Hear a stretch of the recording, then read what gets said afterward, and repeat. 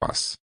Ninguém está sozinho, e, embora o estar com alguém ou ter alguém seja um grande minimizador das dores da alma, ainda assim não representa mais do que o tempo necessário à compreensão de que somos criaturas destinadas à felicidade suprema, bastando que saibamos atravessar os intrincados caminhos do psiquismo, até que encontremos a pureza de nosso eu interior. Pergunta 38. Seria este o motivo da busca incansável das pessoas no campo do consumismo material? Ramatiz, o consumismo é apenas uma pequena fração deste mal. É a busca pela supressão do vazio, ocasionado pela consciência de perda ou pela volúpia de encontrar algo, que possa acalmar o grande carrasco do medo de não termos nada ou ninguém. A velha consciência de você é medido de acordo com suas posses, é um dos muitos deflagradores de males desta ordem. Observamos que no encadeamento de conflitos, além do medo de nada termos, vem o complexo da rejeição, bem como a gama de sintomas do sentimento de inferioridade, do tipo se eu tiver todos me aceitarão melhor. Sendo estes alguns dos fantasmas que assombram milhares e milhares de seres humanos.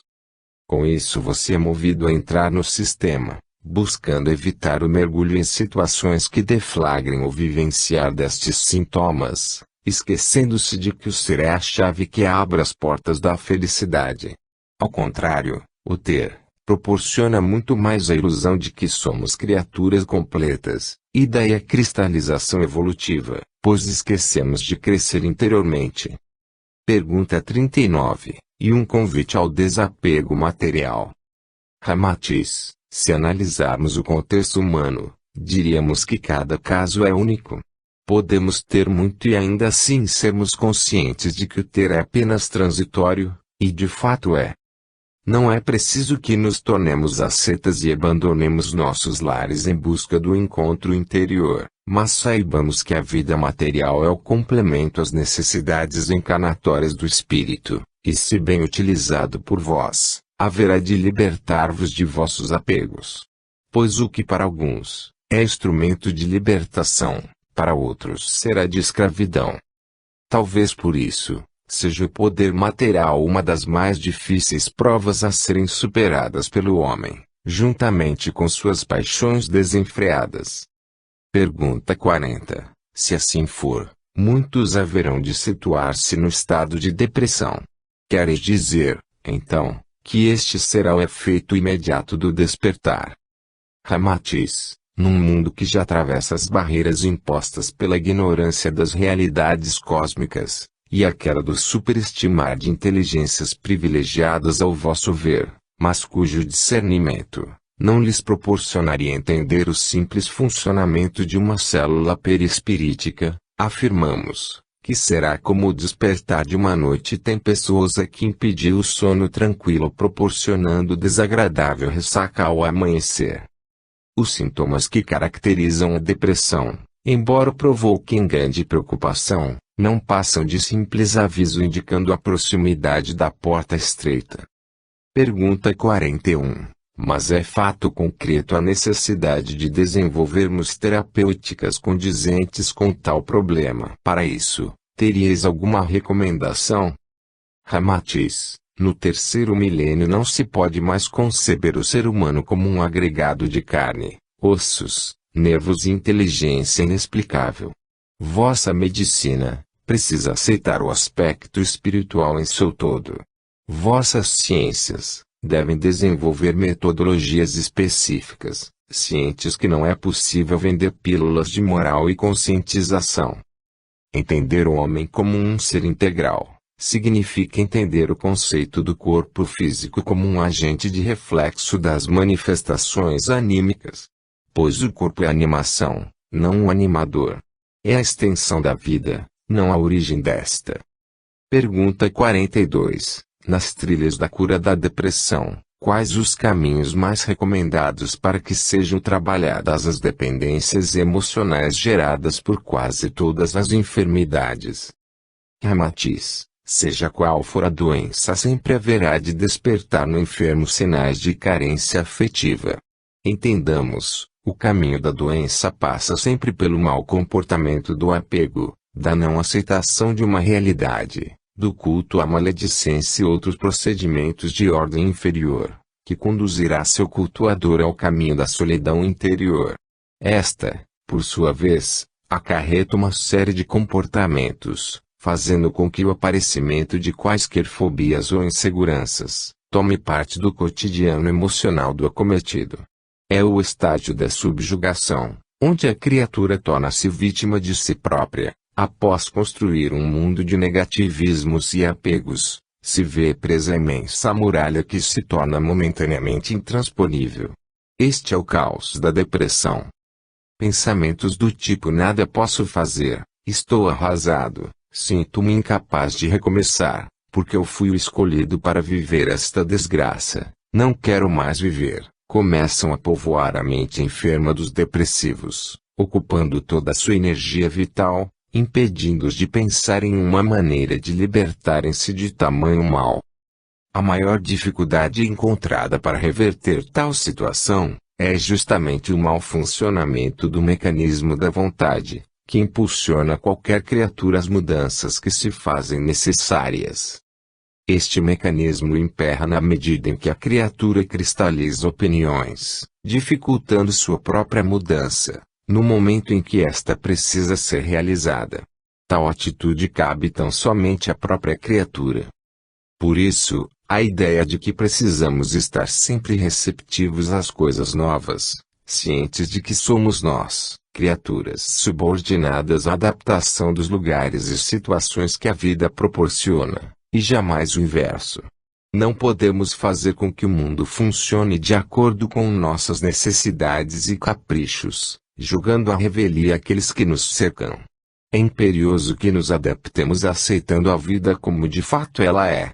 Ao contrário, fatalmente, a depressão se evidencia como a doença dos relutantes. Pergunta 43. Entendemos que as doenças proporcionam certa dependência emocional nos enfermos, daí a razão da hipocondria. O que dizer a pessoas cujos males não saem do pensamento, queixando-se estarem sempre doentes? Ramatiz, o aviso para estes incautos irmãos direciona-se no sentido de que somos servos de tudo aquilo que nutrimos em nossos pensamentos.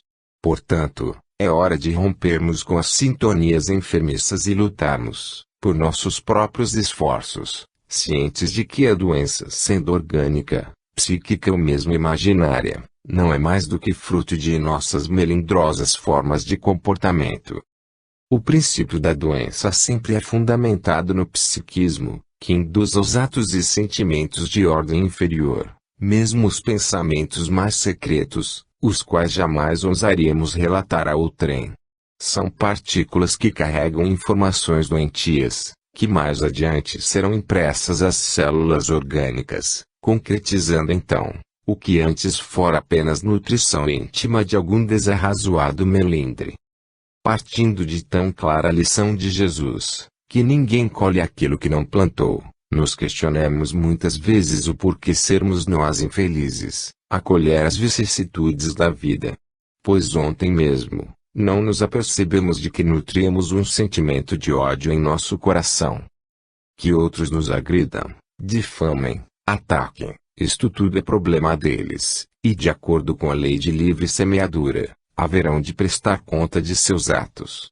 Mas, quando nós nutrimos pensamentos e sentimentos inferiores, tais como inveja, ódio, raiva, rancor, e mesmo a falação gratuita, aí então o problema passa a ser de foro íntimo, de cada um.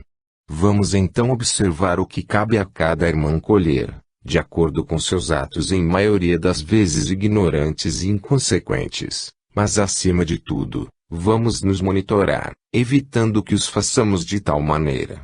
Pois quando as desgraças acontecem com outrem, costumamos não nos sensibilizar, mas antes ficamos impressionados e até incrédulos diante desses acontecimentos. Imaginemos quando somos nós os protagonistas de episódios mórbidos. Este é o grande convite à modificação.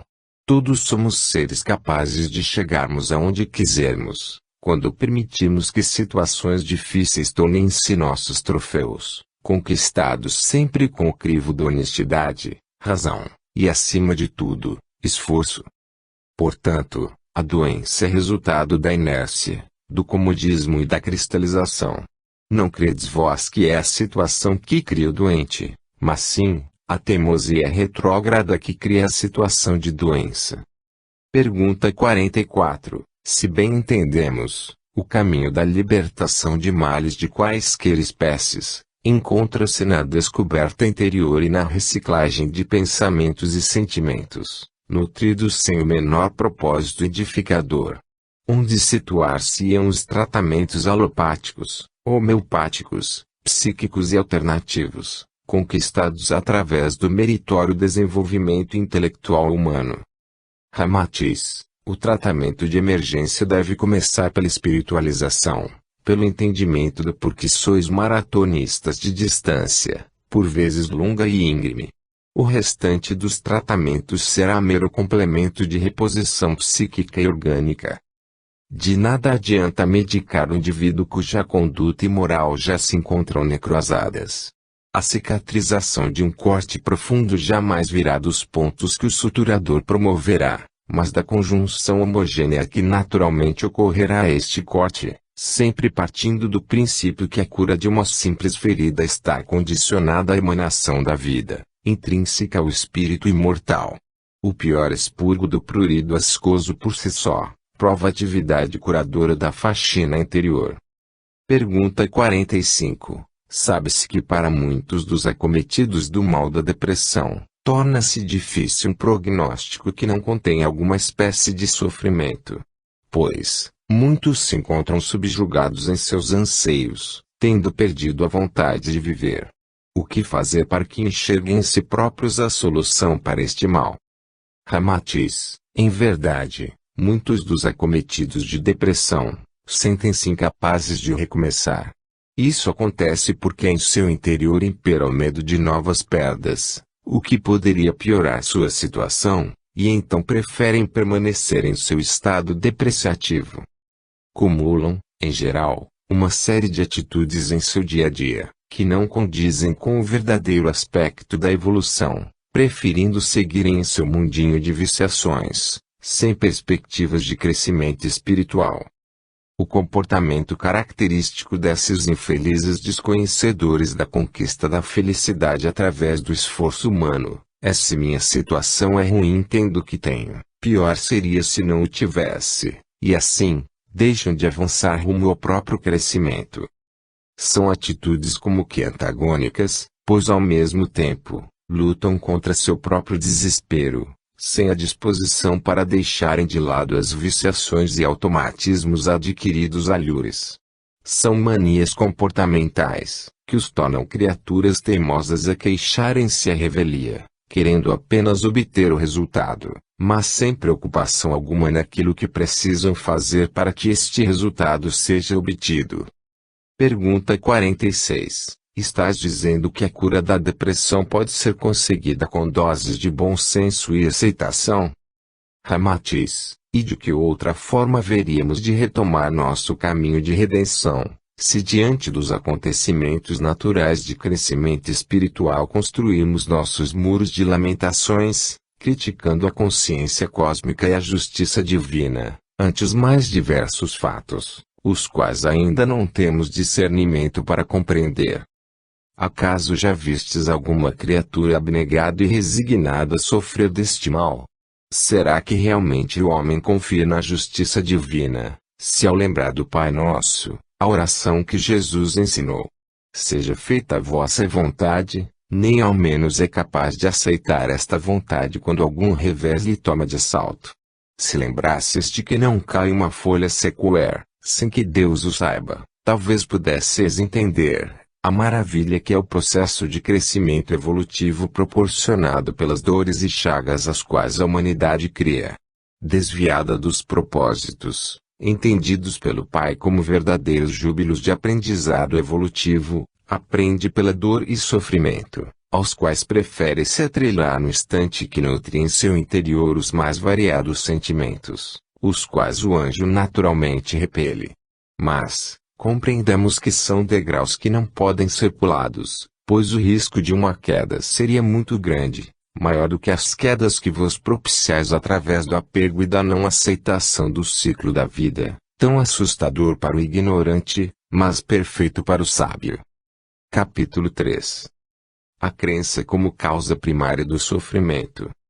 Pergunta 47. Quais vossas considerações acerca do fator da crença humana?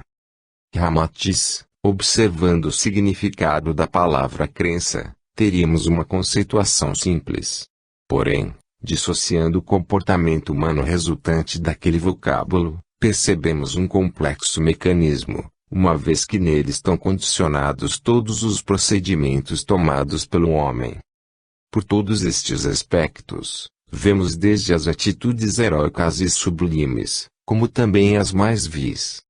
Personalidades como Hitler, que acreditava na superioridade da raça ariana, George Armstrong Custer, o general norte-americano que confiou exacerbada e imprudentemente em suas potencialidades, que mais tarde o levariam à morte, exterminou grande número de índios da América do Norte e sua milenar sabedoria, Napoleão e sua superlativa ânsia de dominar o mundo, e outros pretensiosos vultos da obscuridade comportamental, regidos pela crença de superioridade, não alcançaram a vitória, por estarem justamente embasados em suas próprias opiniões, julgando serem elas de caráter inconteste. Esqueceram de que uma simples crença não constitui a verdade absoluta, mas ao ser confrontada com a universalidade dos conhecimentos gerais, ainda fora do alcance da humanidade, poderão tornar-se pensamentos ridículos, com resultados altamente desastrosos, conforme as proporções que ganhem.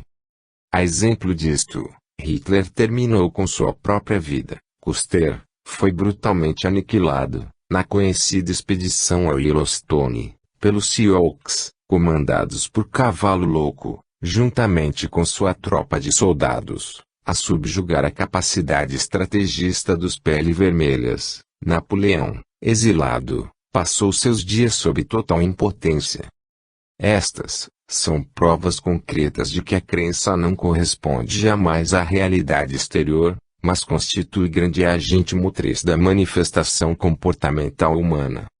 O mundo das crenças é um paradoxo que liberta o ser humano, como também o mergulha num mundo de escuridão total. Pois, mesmo correspondendo a uma simples ilusão, a crença torna-se realidade no interior de cada um, contaminando o mundo dos pensamentos e sentimentos, sediados no interior do indivíduo. Escraviza o ser humano que não consegue mesmo após longos milênios e várias encarnações, transpor as muralhas rochosas de suas próprias crenças, se estas atingiram grau de empedernimento, através do culto por longo tempo. Assim, formam-se as barreiras do crescimento e libertação humana. Pergunta 48. Esses protagonistas, dos trágicos capítulos da história da humanidade, não estariam movidos por outros artifícios que não a crença? Ramatiz, por certo foram movidos por sentimentos de superioridade, anseios em obterem domínio, poder, reverência dos mais humildes e ou fracos através da opressão. Queriam fazer da massa social a qual politicamente representavam, o grande espelho que refletisse seu ego excêntrico. Nada mais se embasaram que não a crença de que assim o eram, superiores. Subjugaram a si próprios, tornando-se vítimas fatais de seus procedimentos. O pensamento de crer não pode ser sustentado nas bases da ignorância, do desconhecimento de nossos próprios limites, mas sim, da lógica e do bom senso. Um simples pensamento poderá se tornar grande pesadelo a nos atormentar por tempo indeterminado, dependendo da força empreendida em sua estruturação. Pergunta 49. Qual o tempo aproximado de duração de uma crença, mesmo esdrúxula, mas cultuada por algum tempo no pensamento e modo de proceder de um indivíduo? Ramatiz, quando uma crença, proferida por outrem, em processos educacionais, de caráter religioso, de cidadania ou intelectual, é passada adiante, certa ou errada, já estará nutrindo o sistema que alimentará as futuras gerações. De maneira mais objetiva, Temos comportamentos que são cultuados há milênios, e que se iniciaram com o simples acreditar num fato qualquer. Outras, de caráter mais violento, comprometem seus autores bem como seus cultuadores por todo o tempo em que perdurarem os cultos.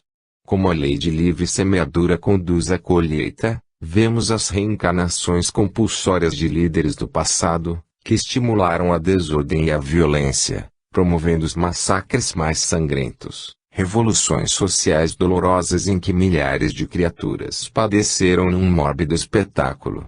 Por terem proporcionado desnecessariamente tais revoluções, veem após o desencarne, as dimensões de seus atos, e, por conseguinte, terão de reconduzir a todos aqueles desviados. Até mesmo, em relação àqueles desviados por seus simpatizantes, ver-se-ão comprometidos. Este processo, semelhantes a uma bola de neve, poderá custar longos milênios de trabalhos árduos, na recondução ao que fora desviado por uma simples maneira de se acreditar. Pergunta 50. Mas, esses procedimentos subordinados à crença, não trazem evolução à humanidade? Ramatiz, é óbvio que trazem. Mas, não seria sublimemente meritório se o inventor da pólvora tivesse dado uma finalidade mais digna que não a sua utilização nas armas primitivas de fogo? Lembremo-nos químico Nobel, o descobridor da nitroglicerina, cujo feito viabilizou a formulação do trinitrotolueno, empregado na explosão de rochas. Que tivesse boas intenções em suas pesquisas, não há que se duvidar. Mas, o comprometimento para com a reutilização de sua cria em fins mais nobres do que a mutilação de corpos humanos transformados em farrapos vivos nas guerras fratricidas e nos atentados belicosos mostra-se evidente, é fato consolidado. A crença como fator primitivo, é altamente instável e poderá adquirir conceitos antagônicos por ser facilmente manipulável, bastando apenas que se submeta à maneira particular de pensar sobre determinado alvo de atenção. Daí a ideia de que uma criatura faz bom uso de um conceito qualquer enquanto outra utiliza em prol de seus próprios interesses. Por isso, Nobel poderia ter boas intenções quando descobriu as reações químicas de determinados componentes, que resultaram na criação de explosivos. Seus sucessores, fatalmente, acreditaram muito mais no potencial de seu poder destrutivo e belicoso. Pergunta 51. Seguindo vosso raciocínio, somos levados a entender que a crença é a causa primária da atitude. Esta, por sua vez, é deflagradora do sofrimento ou da evolução humana. Seria mais ou menos isto. Ramatiz, se voltarmos ao pensamento do nobre codificador espírita, Kardec, fazendo uso de suas palavras, as coisas não são boas ou más em si próprias, mas é o homem quem lhes dá o caráter que bem entender. Forçosamente chegamos a esta conclusão. Pergunta 52. Se bem entendemos vossas explanações, a crença primária resulta numa série de comportamentos entre os quais aqueles resultantes das superstições populares. Seria isto? Ramatiz, a superstição é uma das mais autênticas e desastrosas resultantes da crença humana. Pois, não somente, constitui-se do fator acreditar, mas também, é alimentada pela ignorância do espírito. Pergunta 53. Poderíeis citar algum exemplo que referencia a superstição como resultado da crença? Ramatiz, se observasses melhor, veríeis que são milhares de superstições, sendo a maioria de caráter ridículo, em face do estágio evolutivo da humanidade. Exemplos como passar por debaixo de uma escada dá azar. Não encontra consistência senão no poder do pensamento que acredita que tal revés poderá acontecer, revelando o poder da limitação através da própria crença. Pois, se acreditarmos que um simples ato poderá nos provocar mau agouro, estaremos concebendo tal realidade que se tornará um entrave em nossas vidas. Matar sapos dá 7 dias de azar para quem cometer tal atitude. Não passa de grande desprezo a um ser vivo, de configurações orgânicas características à sua sobrevivência em seu habitat natural, e que provoca asco em certas pessoas. Não é um inimigo do homem, mas ao contrário, um grande inseticida natural a postos, com o objetivo de tornar o planeta Terra habitável por outros seres vivos. Contar estrelas no firmamento faz com que apareçam acnes e verrugas pelo corpo. Ora, se assim fosse, nossos engenheiros siderais estariam com seus corpos repletos de protuberâncias que mais lembrassem um surto de catapora ou sarampo, por serem talvez os maiores recenseadores do cosmo. Existem outros milhares de superstições que nem sequer caberiam nestas páginas, mas que correspondem ao mesmo princípio, a crença. Pergunta 54. Sendo de caráter popular as superstições, em muitos casos, correspondem a séculos de observações dentro de acontecimentos, levando as pessoas à conclusão, e trazendo os resultados acima expressados. Ou seja, passar por debaixo de uma escada da azar. O que dizer a respeito disto? Ramatiz, novamente, recorremos ao poder do pensamento, que a tudo transforma. Quando aprendereis que tudo o que é nutrido em vosso interior, consolidar-se-á no futuro como realidade, já que o pensamento e seus periféricos constituem dos mais potentes agentes de criação e transformação existentes à disposição da humanidade. Daí a ideia da fé ativa, vontade de querer, a fé que move montanhas. Porque achais que Jesus, após as tão conhecidas curas, dizia, tua fé te curou. Eximindo-se dos resultados atingidos. Justamente, por ser profundo conhecedor dos poderes do pensamento, que traz a escolha ambivalente tanto do curar-se quanto enfermizar-se. Pergunta 55. Qual outro aspecto em que a crença poderia interferir no ser humano de maneira destruidora? Ramatiz, existe uma linha comportamental bastante comum, embora desconhecida da maioria das pessoas, chamada hipocondria, ou, popularmente conhecida como mania de doença. Ao que se percebe, é um entrelaçamento da mente com uma doença qualquer, fruto da carência do ser humano. A necessidade em ser notado leva a pessoa a criar a hipocondria, mesmo que seja através de uma doença qualquer. Pergunta 56. Quais são os estágios que levam uma criatura a adquirir a hipocondria? Ramatiz, conforme o conceito de crença, tudo se inicia no acreditar que se está doente. Pois, em geral, uma criatura doente sempre será tratada com maior atenção, não importando quais sintomas, mas o grau de atenção despendida pelos demais, em favor do hipocondríaco. Existem aspectos característicos, que podem dar indício deste pequeno grande mal da crença, como as pessoas que, ao receberem visitas, fazem questão de ostentar suas coleções de medicamentos. Como se não bastasse, conhecem 1000 nomes de médicos e suas especialidades. Já consultaram todos os especialistas possíveis para suas causas, sem, no entanto, encontrarem a cura de seus males. Esquecem, estas criaturas, que a doença é consequência do ócio.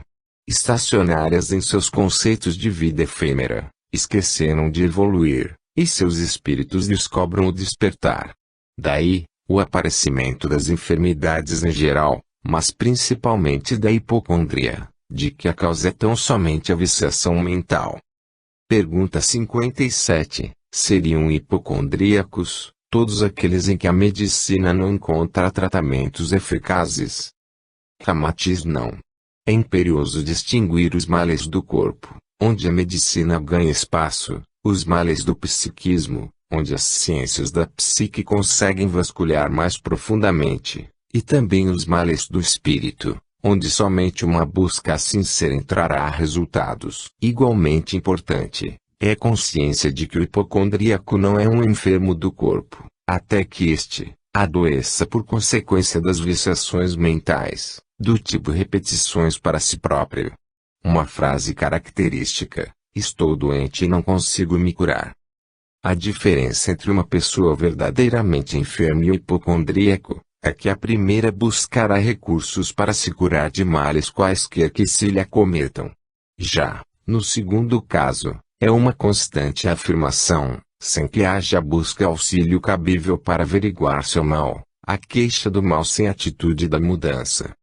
Pergunta 58. Mas existem aqueles que sofrem de algumas enfermidades sem jamais aceitarem quaisquer tratamentos.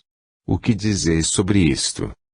Ramatiz, precisamos lembrar-vos de que isto não é sinal de hipocondria, mas de desleixo para com o próprio corpo que proporciona a evolução para o espírito. Pergunta 59. Neste caso, qual seria a vossa recomendação para as pessoas que sofrem ou desconfiam estarem hipocondríacos? Ramatiz, nossa recomendação é que lutem para sair deste estado de languidez e displicência espiritual, a fim de que não ocorram maiores prejuízos, já que o corpo, com o passar do tempo, passa a gravar de forma celular todas as manifestações geradas pelo pensamento, a começar por aqueles de caráter enfermiço.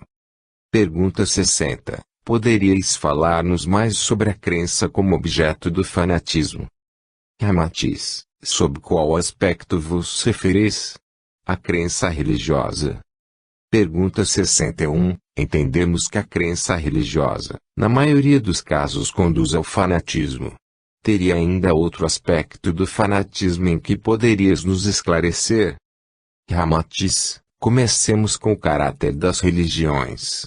Existem mecanismos de enrijecimento mental que conduzem qualquer criatura a ignorar o parâmetro de equilíbrio dos conceitos que regem o princípio da religiosidade.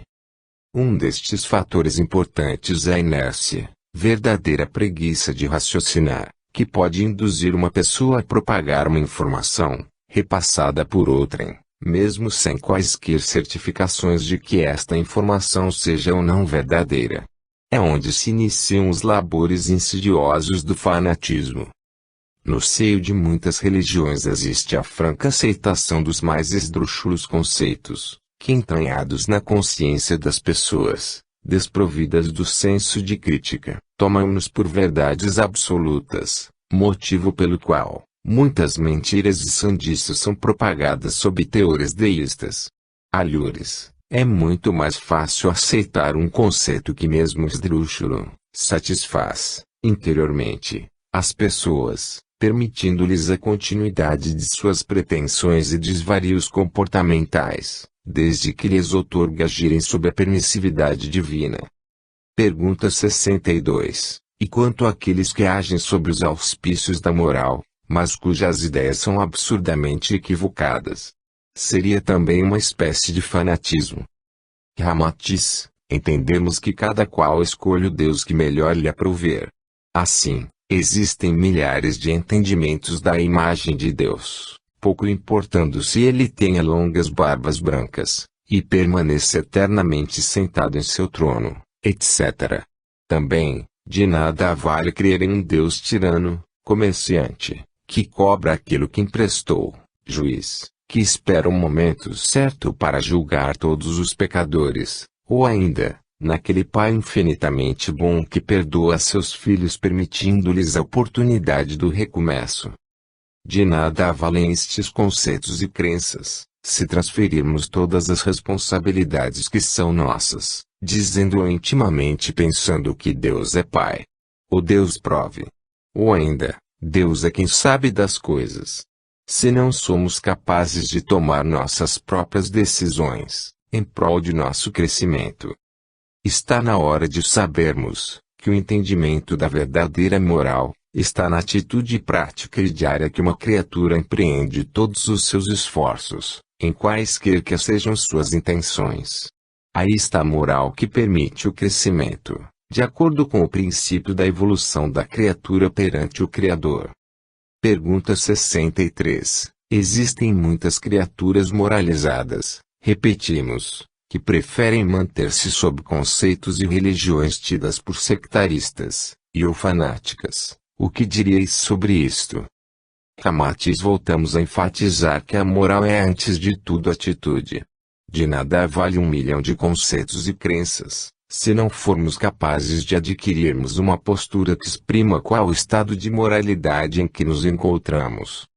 É preciso que vos lembreis da parábola da figueira seca, entendendo que a moralidade é por consequência a produção de viçosos frutos, que virá dos esforços a que vos submeteis, nos labores cotidianos, sempre em prol da libertação do homem através de seus próprios atos.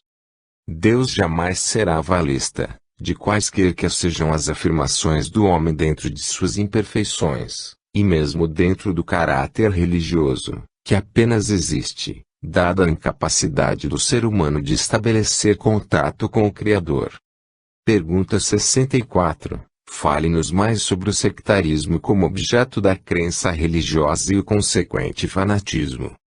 Ramatiz, o sectarismo, ou espírito de seita, como alguns costumam afirmar, é apenas momentânea incapacidade de aceitar parâmetros diferentes no tocante à crença.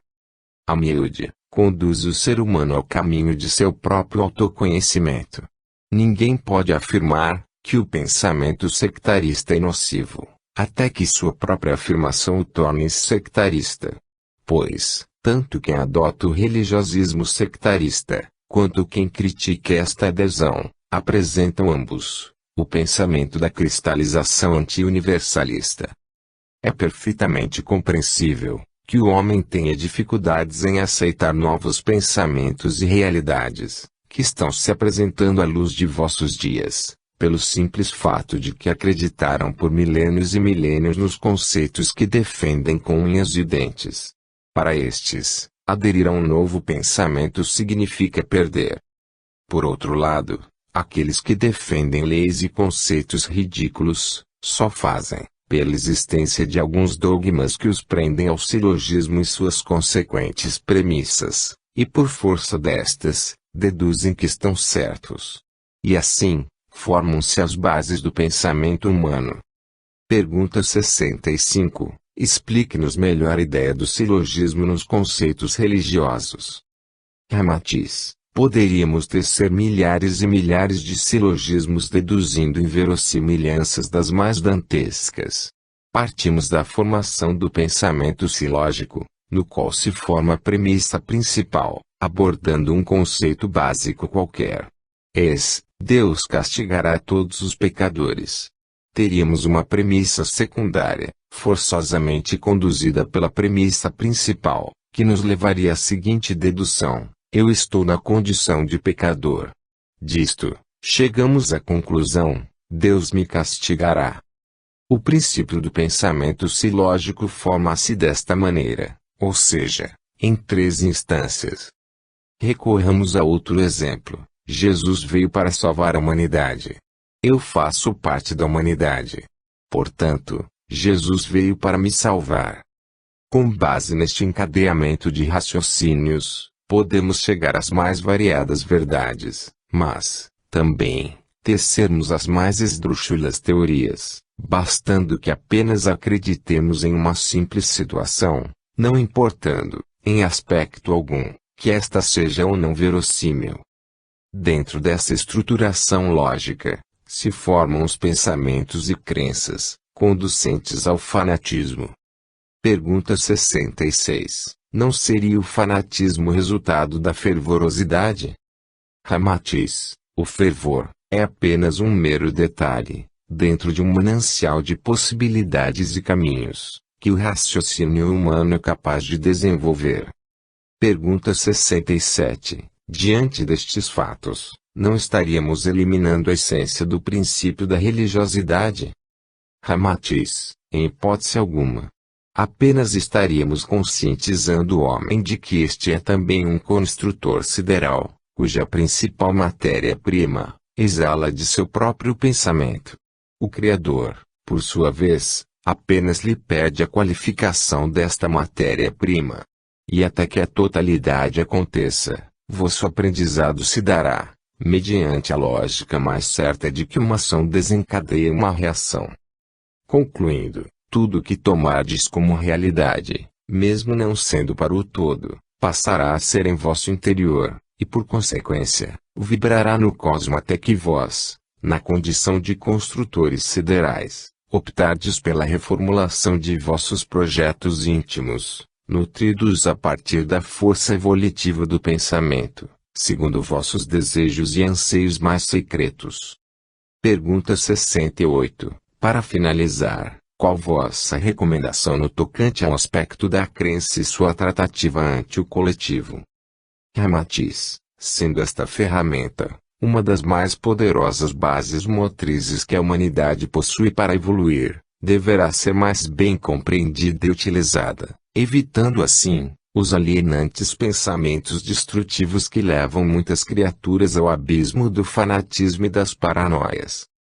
Viveis num tempo em que é imperioso aguçar a atenção em todas as concepções e conjecturas, conduzindo-as ao caminho da convergência, mesmo tendo as pessoas suas próprias opiniões e atitudes, antes construídas em padrões sectários. Que jamais falte o respeito para com as diferenças e a liberdade que os outros têm de agir e interagir. Assim, a humanidade alçará voos mais altos, cientificada de que o respeito pelas atitudes e comportamentos alheios construirá os novos espaços da maturidade espiritual. Cada qual trilha o caminho que melhor lhe represente evolução, e, se opta por sua própria desgraça, é porque precisa dela para construir bases de felicidade, merecendo por isso nosso maior respeito. Sendo as verdades divinas imutáveis, jamais poderá o homem modificá-las, apesar de nutrir em seu interior suas próprias leis e verdades temporárias, que mais adiante, dado o seu desenvolvimento e autoconhecimento, será capaz de alterá-las, ganhando com isto a capacidade da autoanálise e discernimento ante a comparação do macrocosmo para com o microcosmo. E assim, se dará a evolução de seu universo interior, acompanhando a constante expansão do cosmo. Capítulo 4. As projeções mentais e as manifestações psíquicas. Pergunta 69. Que teríeis vós a explicar sobre as projeções mentais? Ramatiz. Projeções mentais são todas as manifestações intelectivas e ou instintivas que os seres vivos possuem, em especial o homem, possuidor não somente do atributo do instinto, e também da inteligência. Sabemos que o corpo físico é apenas o receptáculo de tais manifestações, e estas, por sua vez, são gerenciadas por veículos de manifestação do espírito na matéria, que tão bem conhecemos pela denominação de corpos sutis. Entretanto, intermediando estes corpos sutis e o complexo orgânico, existem as projeções mentais, que se convertem em todos os sentidos e demais percepções que vosso corpo físico vos proporciona. Entendendo o funcionamento deste complexo aparelho, que torna estável a comunicação entre os corpos sutis e a mente humana, é que poderemos então desvendar todos os mistérios que abrangem desde o aparecimento das mazelas psíquicas e orgânicas, como também descobrir as intrínsecas possibilidades anímicas que o homem possui. Pergunta 70. Haveria um meio mais objetivo para que pudéssemos compreender a atuação destas projeções mentais em nossos sentidos? Ramatiz. Faz-se mister que compreendamos de maneira adequada os sentidos físicos e alguns dos sentidos mentais, para que então possamos explanar claramente todos os aspectos das projeções mentais ou conscienciais. Vosso corpo físico proporciona sentidos como o tato, olfato, paladar e outros pela existência de terminais nervosos específicos. É óbvio, pois, que este conjunto de nervos condutores descarrega em vosso cérebro físico um quantum de eletromagnetismo, capaz de fazer-vos identificar a diferença entre um e outro. Da mesma forma, vosso paladar depende tão somente da disponibilidade de um conjunto de órgãos e aparelhos específicos, que deem suporte à compreensão do cérebro, a começar pelas papilas gustativas. Todos os outros sentidos físicos, assim dependem uns dos outros, para que tenhais uma ideia razoável do mundo que vos cerca. E assim, estipula-se a limitação corpórea. No entanto, o que credes como contato físico, longe de partir de vossos sentidos limitados, inicia-se como um almejar interior, que parte do íntimo espiritual, fazendo com que vossa atenção direcione-se a vossos sentidos buscando sentir. Assim, vossos sentidos são manipulados majestosamente por vossos estados conscienciais, que vibram em vosso psiquismo, induzindo-vos a este ou aquele comportamento, buscando a fruição das sensações mais diferenciadas. E assim, os pequenos contatos com o universo vão se estipulando. Pergunta 71. Explique-nos melhor a necessidade de se ter tais sentidos. Ramatiz, entendemos que a vida corpórea não é mais do que escola de desenvolvimento da sensibilidade espiritual. Como tal, precisa preparar o aluno ao derradeiro ato da plena percepção. O que se coloca à sua disposição, nada mais é do que limitado conjunto de ferramentas que não vão além do campo onde vos situais. As limitações físicas são para vós como um diminuto território cercado de muralhas intransponíveis. Não podeis avançar além destas muralhas, e vossos sentidos vos tornam como que múmias em pequenos sarcófagos. Pois, não vos dão sensibilidade alguma, além do que se vos apresenta como o mundo das limitações dimensionais. Vossa casa, por exemplo, é uma das provas disto. Não podeis atravessar paredes de madeira ou alvenaria, da mesma maneira que não podeis tocar num objeto distante. Se, no entanto, vossa visão distingue tal objeto, vosso corpo fica desejoso de tocá-lo, sentir sua textura e ainda, ouvir o som que este emite. Assim percebemos quão limitados são os sentidos físicos, pois uns precisam auxiliar os outros para que nossa compreensão se amplie. Se a oportunidade de ver, sentir e entender um objeto como um todo vos fosse possível, através de um sentido único, que englobasse todos os sentidos físicos e mentais, vosso entendimento seria outro, no tocante às realidades divinas, e garantimos-vos, todas as questões da problemática limitação humana seriam resolvidas num piscar de olhos. Vossa incapacidade de perceber Deus, através de sua emanação cósmica é tamanha, que a distância entre um e outro equivale a ameba ao complexo funcionamento de vossa galáxia? Pergunta 72. Haveria outra comparação para que pudéssemos melhor compreender as limitações dos sentidos físicos? Ramatiz, não seriam exatamente limitações, pois estas vos facultam o descobrimento de um mundo diverso.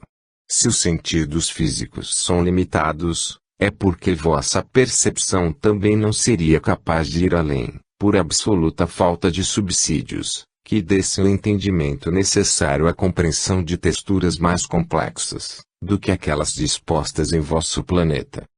Mas, comparando o espírito encarnado em pleno desenvolvimento de suas faculdades perceptivas, e um espírito desencarnado, já conscientizado destas sutilezas, diríamos, seria como lavar as mãos em água cristalina, de temperatura amena, tendo em vossas mãos luvas de látex, ou então como degustar algum petisco em sua embalagem original. Não sentiríeis quase nada do conteúdo essencial. É óbvio, não estamos depreciando o nobre conjunto dos sentidos, já que este vos faculta o conhecimento de milhares de sensações agradáveis ou desagradáveis. Mas asseguramos, a percepção do uno, do todo, provém de apenas um sentido, mental. Com este sentido plenamente desenvolvido, não mais precisamos de um corpo físico, ou de um complexo sistema nervoso para entender o limitado mundo que nos cerca, mas sim, podemos apreciar tudo que estiver em nosso senso de direção, esteja este objeto perto, ao alcance de nossas mãos, ou mesmo distante. Neste estágio as percepções são vivas e pulsam em nosso interior, pois ali encontram guarida e nos proporcionam uma ideia global, mesmo à distância. Pergunta 73. Quereis dizer que o sentido mental é o sentido pleno das faculdades humanas? Ramatiz, exato. Não deveis esquecer, que todos os anseios e demais manifestações intelecto-instintivas são geradas no âmago do sentido mental, partindo de acordo com cada atribuição, para os escoadouros e conversores orgânicos específicos. Nos domínios do sentido mental, há um processo seletivo de pensamentos concebidos e já dissociados, que são encaminhados para os órgãos perispirituais competentes, que então despacham tais dissociações de pensamentos, para aquilo que denominamos projeções conscienciais. Pergunta 74. Qual o resultado bruto da movimentação destes órgãos perispirituais quanto a selecionar e despachar pensamentos dissociados para estas projeções conscienciais? Ramatiz. O resultado culmina com o comportamento humano em tudo o que lhe é intrínseco.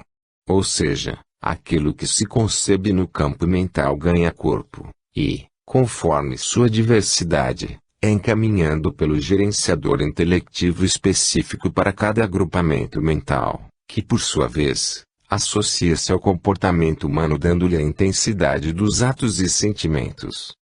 Para ilustrar, poderíamos dizer que a criatura que almeja tanto os benefícios materiais como a riqueza, interiormente concebe arquétipos, que propiciem sublinhando não distante deste momento sublinhado vivenciar uma rotina maravilhosa para si e para os seus, pois buscará através de quaisquer meios de que disponha ou que lhe pareçam viáveis, para atingir este objetivo.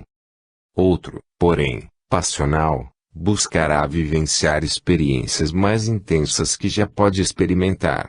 E um terceiro intelectualizar-se-á, uma vez que seu íntimo é receptivo ao pensamento concebido que mais encontra pontos de escoadouro, para o campo das sensações. Pois que o corpo aceita como lícito qualquer clichê enviado pelo campo mental. Daí a ideia de que o corpo é serviçal da mente. Pergunta 75. Neste complexo mundo das projeções mentais, existem espécies de válvulas, que permitam uma dosagem exata de pensamentos concebidos. Ramatiz. Embora existam estas válvulas, cuja função é apenas equilibrar o escoamento mental que há de se converter em emoções e percepções, sua regulagem dependerá da programação encarnatória de cada indivíduo e suas necessidades. Por isso, vemos a diferença comportamental de cada criatura, como também a manifestação de comportamento exagerado ou desequilibrado, que ocorre como se uma destas válvulas estivesse liberando de forma intensa quaisquer conteúdos. Pergunta 76. Em se tratando de necessidade do espírito que estas válvulas estejam abertas, poderia existir alguma forma de que fossem estranguladas, diminuindo com isso a vazão destes conteúdos? Ramatiz. Estas válvulas sempre podem ser reguladas, tanto pela própria criatura quanto através de terapêuticas diversas. É preciso a conscientização, de que somente o entendimento do sentido mental, é que poderá fazer a manutenção destas válvulas, trazendo não somente o alívio momentâneo à criatura, mas um equilíbrio constante e invariável. Pergunta 77. Fale-nos então das projeções conscienciais. Ramatiz. São bancos de dados que agrupam e armazenam pensamentos concebidos e experiências vivenciadas, durante o decorrer do ciclo das encarnações. Registram em seus domínios, tudo que o ser emana de si através do impulso intelectivo, suas elaborações e outros fragmentos conscienciais. As projeções conscienciais são as ferramentas que dão significado aos pensamentos inserindo-lhes as reações que se refletem por todo o complexo sistema nervoso orgânico. São dispositivos intelectuais e emocionais que disparam os pensamentos, atribuindo-lhes vida, fazendo com que estes se manifestem através de nosso comportamento. Tudo aquilo que faz parte do homem no tocante a interpretar, viver, experimentar, optar, refutar, provém destes dispositivos denominados projeções conscienciais. Em resumo, intermediam as necessidades do espírito e seu viver corporal. Pergunta 78. Como estão dispostas estas projeções conscienciais? Ramatiz. É como se formassem camadas ou níveis de consciência, cuja atuação provém de pequenas facetas arquetípicas formadas no decorrer das encarnações, e mesmo da encarnação em vigência. Poderiam, também, ser entendidos como depósitos de velhos moldes comportamentais, que no passado nos moveram às mais variadas iniciativas. Se imaginardes uma cebola e suas camadas, é assim que poderíeis compreender as projeções conscienciais. Se pudesses dissociar o pensamento humano e suas pulsões mais diversas, entenderíeis estas projeções conscienciais como pequenas criaturas, umas ao lado das outras, de mãos dadas. É claro que para haver tal dissociação, o pensamento precisa se tornar linear, livre dos encadeamentos tão comuns, que costumamos dar às coisas, do tipo dedução, que leva a criatura de um pensamento a outro, encadeados por consequência de motivo qualquer. Pergunta 79. Ante a possibilidade da dissociação destas projeções conscienciais, seria então possível encontrarmos a origem de pensamentos doentios? Seria assim? Ramatiz, com certeza, tais válvulas desajustadas ou estranguladas, poderiam ser localizadas e ajustadas devidamente. Tal ajuste ocorre quando conseguimos, através de um programa terapêutico qualquer, superar alguma limitação ou trauma. Mas o processo, quando em veia terapêutica, ainda é desconhecido do manipulador, entenda-se aqui, agente de cura. Pois, da mesma maneira que a cura de um mal se mostra evidente, ainda não se pode compreender o que exatamente proporcionou ao enfermo a libertação em face do mal. Isto é comumente denominado como elaboração, mas sua abrangência é insatisfatória. Sabe-se que houve a cura, mas não se sabe exatamente o que a proporcionou. Esta é a hora de compreendermos os mecanismos da cura, para que consigamos manipulá-los com maior facilidade, evitando a perda de tempo e o sofrimento alheio. Pergunta 80. Perdoe-nos a resistência ao ouvir de vós tais alegações, mas não estaríamos interferindo em algum compromisso kármico de outrem. Ramatiz, e para que o Criador vos dotou do livre-arbítrio? Para que exerciteis a indiferença? É imperioso que vos conscientizeis de que o espírito de compaixão, o qual Jesus tanto ensinou, esteja presente em cada ato vosso. Do contrário, estareis sendo como sempre fostes, inertes. A hora de despertar chegou.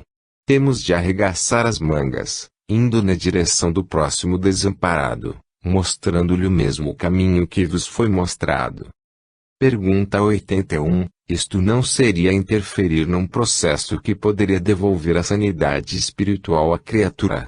Não seria adquirir responsabilidade sobre o outro? Ramatiz, pois vos lembramos que o momento em que precisamos adquirir tais responsabilidades, chegou. Já negligenciamos demais no passado, errando pelo egoísmo. Que outros nomes existem, além deste, o egoísmo, para justificar o medo da transferência de encargos evolutivos, necessários tanto aos que sofrem quanto aos que os libertam do sofrimento. Não vos esqueçais, porém, que os atributos de evolução começam pela prestatividade a que despendeis em relação ao vosso próximo.